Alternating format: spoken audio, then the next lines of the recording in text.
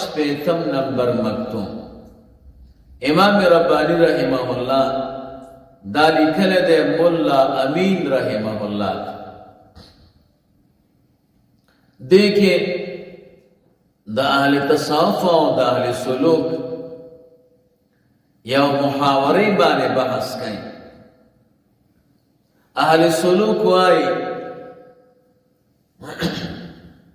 چه انسان تا پکار نادی چه دے دی فکرو کی پا ازالی دا مرض قلبی کی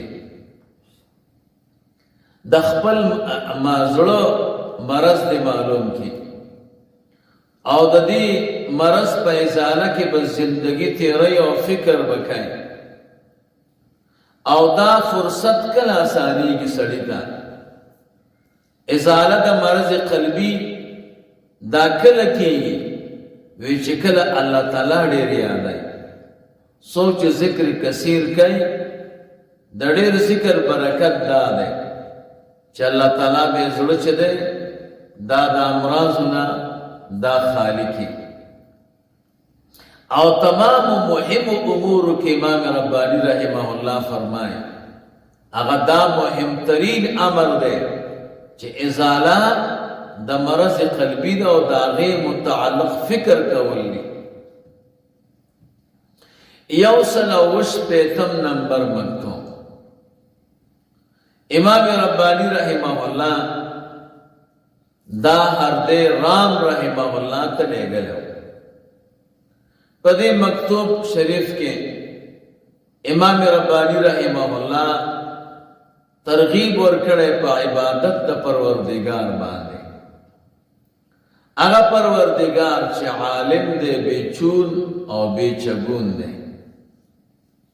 نو دا اللہ تعالیٰ دا عبادت متعلق بحث کرے او بے بیان دا اجتناب کرے دا عبادت دا الہا و باطلونا چه دا باطل و خدایان و عبادت نہیں پکا عبادت یواسی دا رب جل جلالہ پکا. یوصل واتش پیتم نمبر مکتوم. دا امام ربانی رحمہ اللہ خواجہ محمد قاسم مخدوم زادہ رحمہ اللہ تلکل ہے. پدی مکتوب شریف کے دو خبروں بانے بحث کہیں. یو دا سلسلی علیہ نقشبندی مبارک ہے دا دی عظمت شان بیان ہے. دویم نمبر شکایت کئی دا اغا جماعتنا چیزان تا نقشبندیان وائی او دا دی سلوک او دا طریقت خاوندان وائی خو پدی کی دا زاننا محدثات و مخترعات جوڑ کرنے دی. دا پدی طریقہ کی نشت خودوی را پیدا کرنے دی. نو پاغوی بانے کلک رد کرنے او دا غوی نے شکایت کرنے دے چه دا اہل سلوک و اہل تصوف بدنامی. یوصل و نش پیتم نمبر مکتوم.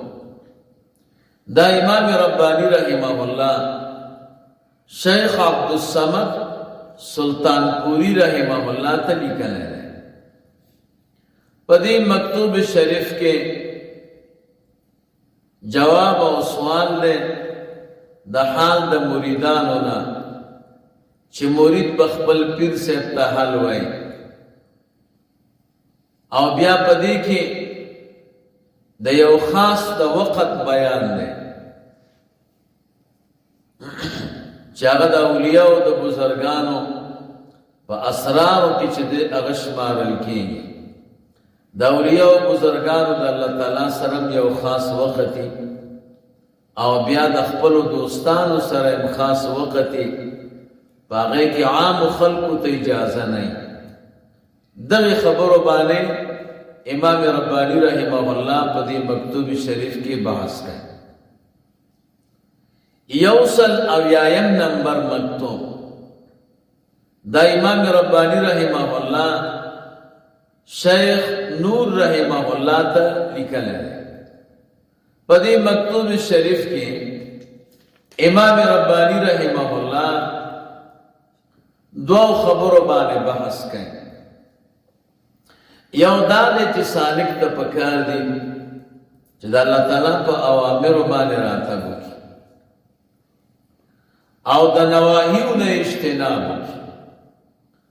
دته به دا مرتبه او دا سلوک تک زک علا ثانیږي چې امتثال په اوامرو وي او اجتناب د نواهیو نه. دویم نمبر دا دوی به په خپلو منځونو کې د یو بل سره د مینې او د محبت ژوند تېروي. د دې نه بغیر دا دومره ګرانه لار طی کول دا ممکن نه دی. یو سل او یو اویایم نمبر